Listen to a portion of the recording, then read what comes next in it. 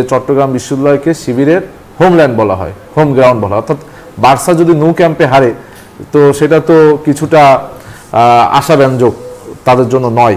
German থেকে আনতে আমি আপনাদের নিউজ 24 আসার সময় বসুন্ধরা গেট থেকে 50 টাকা নিচ্ছে পার্মানেন্ট মার্কার। আমি আপনাদের দিয়ে দেখাই যে আমি এখানে মার্কারটি দিলাম, এটা শুকানোর পরে আমি কিন্তু ডলছি, এটা যাচ্ছে না। তাহলে আপনার কি এমন পার্মানেন্ট মার্কার তারা পেল না? গতকাল চাকসু নির্বাচন কমিশনার বললেন যে সারা বাংলাদেশ তারা তন্ন তন্ন করে খুঁজেছে, তারা জাতীয় নির্বাচন কমিশনের সাথে পর্যন্ত কথা বলেছে যে এটা কোথায় পাওয়া যায়। তারা বলেছে এটা জার্মান ছাড়া নাকি আনা সম্ভব নয়। ডাকসু চাকসু কোন নির্বাচন কেমন হলো? আসলে দেখুন, আপনি জানেন যে প্রথম এই ছাত্র সংসদ নির্বাচন চালু হয়েছিল, প্রচলন শুরু হলো 5 আগস্ট পরবর্তী সময় ডাকসুর মাধ্যমে। সেই ডাকসুতে আমরা দেখলাম যে ডাকসুতে বিভিন্ন ধরনের প্রশ্নবিদ্ধতা ছিল, এমনকি আপনাদের নিউজ 24 সব বিভিন্ন মেইন স্ট্রিম মিডিয়া কিন্তু ডাকসু পরবর্তী সময়ে এই ডাকসু নির্বাচনের যে অনিয়ম হয়েছে, যে সিস্টেমেটিক ইঞ্জিনিয়ারিং হয়েছে, সেইগুলো কিন্তু বিভিন্ন অনুসন্ধানী রিপোর্টের মাধ্যমে তুলে ধরেছে এবং জাতির সামনে, এবং সেই ক্ষেত্রে কিন্তু জাতি সচেতন হয়েছে, বিশ্ববিদ্যালয়ের শিক্ষার্থীগুলোও সচেতন হয়েছে। পরবর্তীতে দেখা গেল যে আপনার ডাকসুতেও কিন্তু সেম কাহিনী, কিন্তু যত দিন যাচ্ছে ডে বাই ডে কিন্তু কিছুটা আপগ্রেড হচ্ছে। অর্থাৎ আপনি দেখুন যে চট্টগ্রাম বিশ্ববিদ্যালয়কে শিবিরের হোমল্যান্ড বলা হয়, হোম গ্রাউন্ড বলা হয়। অর্থাৎ বার্সা যদি নো ক্যাম্পে হারে তো সেটা তো কিছুটা আশাব্যঞ্জক তাদের জন্য নয়। কিন্তু আপনি দেখুন গতকালকে একটি নির্বাচন হলো, সেই নির্বাচনে কিন্তু কিছু অব্যবস্থাপনা ছিল, যেমন অমোচনীয় কালির একটি ব্যাপার।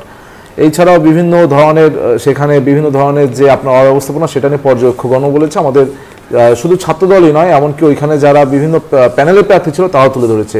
কিন্তু সামগ্রিকভাবে আমরা বাংলাদেশ জাতীয়তাবাদী ছাত্রদল এই নির্বাচনকে বলেছি যে এই নির্বাচনে প্রশাসন অ্যাটলিস্ট যেই অভিযোগ এনেছে সেই অভিযোগটা তারা বিশ্লেষণ করেছে এবং সেই অনুযায়ী ব্যবস্থা গ্রহণের চেষ্টা করেছে, যেটা কিন্তু ডাকসুতে ছিল না, জাকসুতে ছিল না। অর্থাৎ আমরা যখনই শিক্ষার্থীরা সচেতন হতে শুরু করলো তখন কিন্তু আপনার হোম গ্রাউন্ড হলেও সেখানে ইচ্ছে মতনই কারসাজিয়া করা যাচ্ছে না। অর্থাৎ তারা যে আগে যে সিস্টেমেটিক ইঞ্জিনিয়ারিং করতো সেগুলো কিছুটা দুর্বোধ্য হয়ে উঠছে, এবং এই দুর্বোধ্য গতকালকে চাকসু নির্বাচনের মাধ্যমে শুরু হয়েছে, শুভ উদ্বোধন হয়েছে।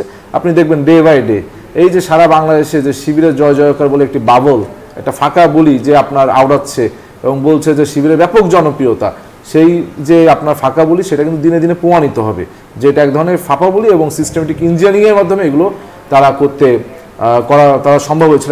আরেকটি বিষয় দেখুন, গতকালকে আপনার চাকসু নির্বাচনে যে অব্যবস্থাপনা, সেখানে বলেছে যে একটি অমোচনীয় কালি, ওইখানে চট্টগ্রাম বিশ্ববিদ্যালয়ের যে নির্বাচন কমিশনার তিনি বলেছেন যে অমোচনীয় কালি এটা নাকি জার্মানি ছাড়া হয় না। আজকে যখন জার্মান থেকে আনতে আমি আপনাদের নিউজ 24 আসার সময় বসুন্ধরা গেট থেকে 50 টাকা নিচ্ছে পার্মানেন্ট মার্কার। আমি আপনাদের দিয়ে দেখাই যে আমি এখানে মার্কারটি দিলাম, এটা শুকানোর পরে আমি কিন্তু ডলছি, এটা যাচ্ছে না। তাহলে আপনার কি এমন পার্মানেন্ট মার্কার তারা পেল না?